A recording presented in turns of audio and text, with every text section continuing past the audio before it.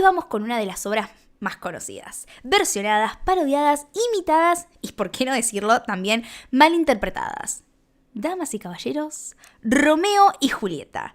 Sí, esa historia que nos contaron como un gran romance, pero que cuando la mirás con lupa, básicamente es una sucesión de malas decisiones tomada por dos adolescentes sin supervisión. Así que prepárense el mate, el café, una copa, de lo que ustedes quieran, que arrancamos con esta historia de amor, tragedia y cero comunicación efectiva.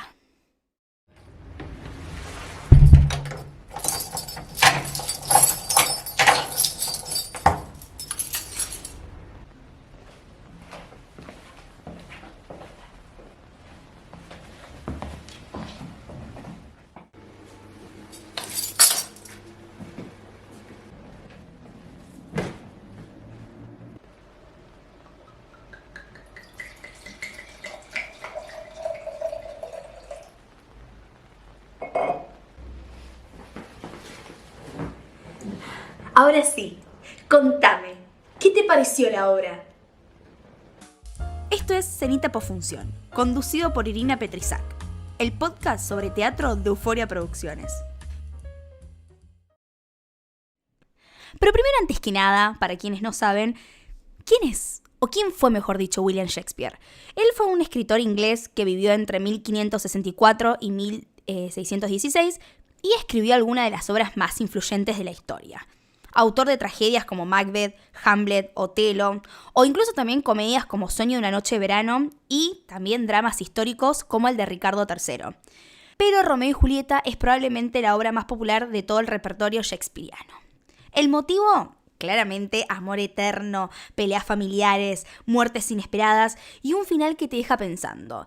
Si se hubieran mandado un mensaje, ¿todo esto se evitaba? ¿Spoiler alert? Sí. Pero bueno, antes que nada, un poco de contexto y todo el origen de la historia, que aunque muchos piensan que Shakespeare se inventó esta historia desde cero, desde la nada, lo cierto es que ya existía, como la mayoría de las cosas en este mundo, que se existen, pero uno la agarra y le da su toque, ¿no?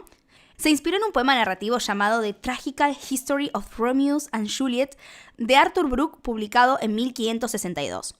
Pero paren, porque ese a su vez estaba basado en cuentos italianos anteriores. Así que sí, digamos que Romeo y Julieta es como la remake de una historia popular en Europa. Lo que hizo Shakespeare fue agregarle profundidad, ritmo dramático y, sobre todo, bastante poesía. Ahora sí, la sinopsis, que básicamente es como si fuera un cuadrito sinóptico, así que imagínenselo de esa forma, tipo diapositiva, y es así. La historia transcurre en Verona, Italia. Tenemos a dos familias nobles, por un lado los Montesco y por otro lado los Capuleto, que se odian a muerte. En realidad no se sabe muy bien por qué, pero la historia arranca con que ellos se odian tanto que ni siquiera se pueden saludar en la calle. Y en ese ambiente tan sano aparece Romeo, que es hijo de los Montesco. Romeo es un chico muy emocional que en la primera escena ya está deprimido por amor, o sea, un poquito somos la mayoría, porque está devastado por una tal Rosalina que ni lo registra. Somos todos. Pero todo cambia en una fiesta. Romeo se cuela en el baile de nada más ni nada menos que de los Capuleto y ahí es donde ve a Julieta. Y ¡boom! Tipo, amor a primera vista, ya ni se acuerda quién era Rosalina. Julieta tiene 13 años. Sí, 13. Romeo no se sabe exactamente, pero es adolescente también. Y esa misma noche se juran amor eterno.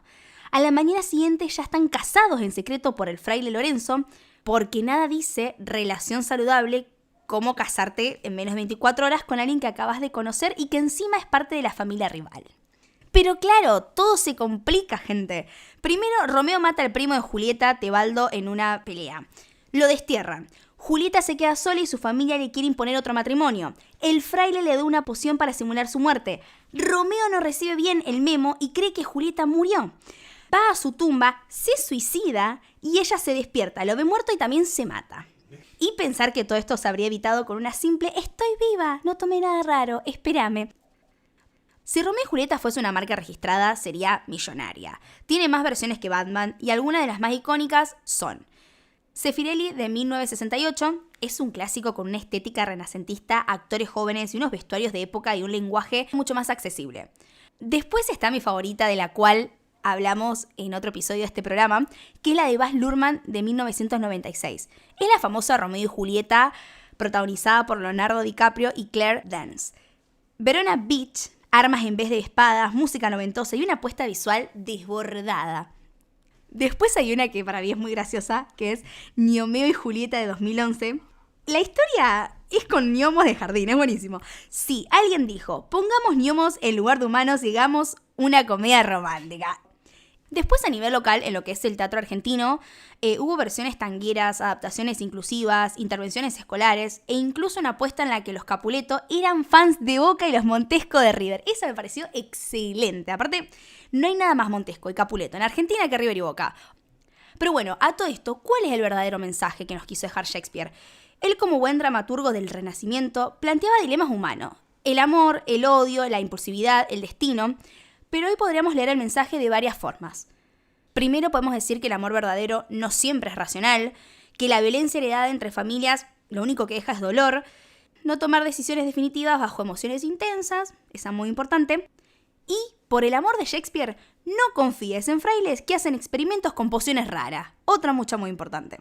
También es una crítica sutil al poder de las estructuras sociales. Los Capuleto y Montesco están tan obsesionados con sus conflictos que ni se dan cuenta de que sus hijos están destruyéndose por culpa de ellos. Y ahora sí, la parte de los postrecitos, los datos curiosos. Y tengo para contarles que el famoso balcón de Julieta en Verona en realidad es un invento turístico, gente. O sea, el balcón fue agregado siglos después, meramente turístico todo. Después, en algunas versiones antiguas, Julieta en realidad no se suicida con una daga, sino que muere de pena. Más triste todavía.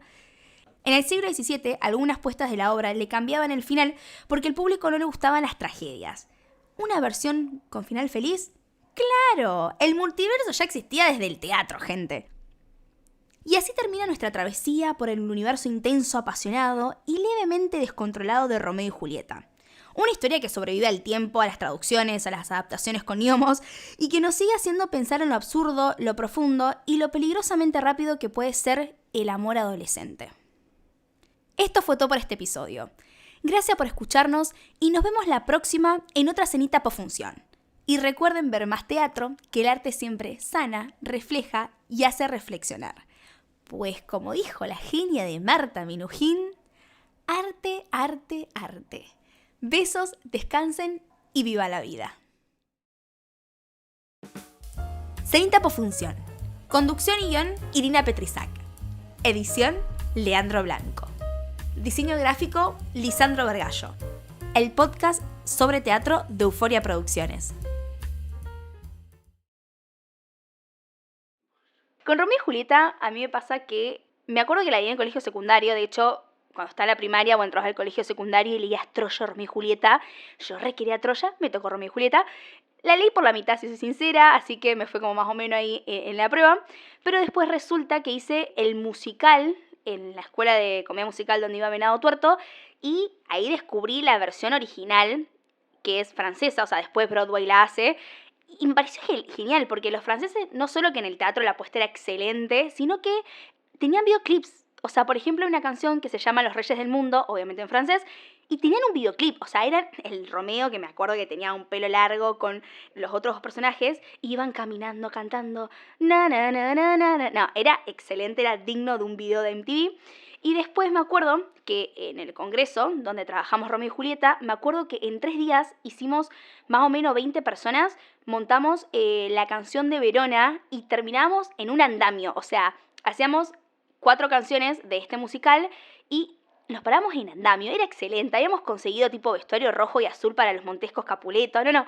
Fue altas anécdotas con Romeo y Julieta. La verdad que es un musical que me parece excelente, digo, más allá de la obra. Y nada, recomiendo verlo. De hecho, la versión francesa está en YouTube, así que se las dejo para que sigan chusmeando más este multiverso de Romeo y Julieta.